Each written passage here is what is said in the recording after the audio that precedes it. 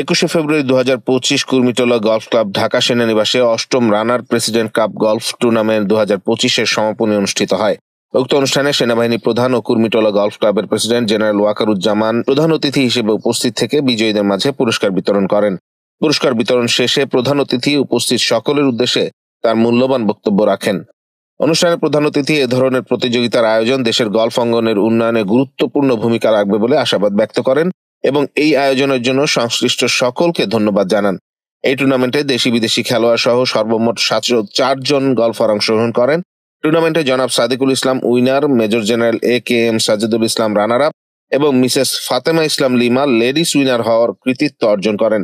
অনুষ্ঠানে বাংলাদেশ সেনাবাহিনীর ঊর্ধ্বতন সামরিক কর্মকর্তাগণ, কুর্মিটোলা গলফ ক্লাবের প্রধান নির্বাহী কর্মকর্তা, টুর্নামেন্ট কমিটির চেয়ারম্যান, কার্যনির্বাহী কমিটির সদস্যগণ ও অন্যান্য বিশিষ্ট ব্যক্তিবর্গ সহ খেলোয়াড়বৃন্দ এবং গণমাধ্যম ব্যক্তিবর্গ উপস্থিত ছিলেন।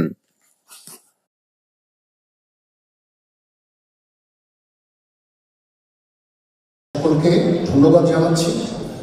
যারা আজকে পুরস্কার পেলেন তাদেরকে অভিনন্দন। এখানে অনেকেই হোল ইন ওয়ান, সারা বছরে যারা হোল ইন ওয়ান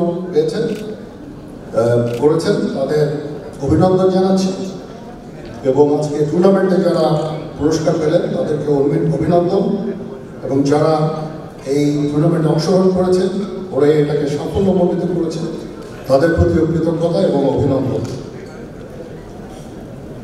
এই গলফ ক্লাব প্রতিনিয়ত এই গলফের উন্নয়নের জন্য কাজ করে যাচ্ছে। আমি নিজেই গলফ ফেডারেশনের সভাপতি। আমরা চেষ্টা করছি গলফটাকে আরও জনপ্রিয় করার জন্য। এখানে প্রফেশনালদের জন্য আমরা টাকা পয়সা দিয়েছি, তারা যেন বেশি করে প্রফেশনাল টুর্নামেন্ট খেলতে পারে বাইরে, এটার জন্য চেষ্টা জারি আছে। আমাদের গলফের একাডেমি আছে, সেই একাডেমিতেও চেষ্টা হচ্ছে ইয়াং জেনারেশনকে গলফে অভ্যস্ত করা, গলফের সমস্ত টেকনিকগুলো শিক্ষা দেওয়া।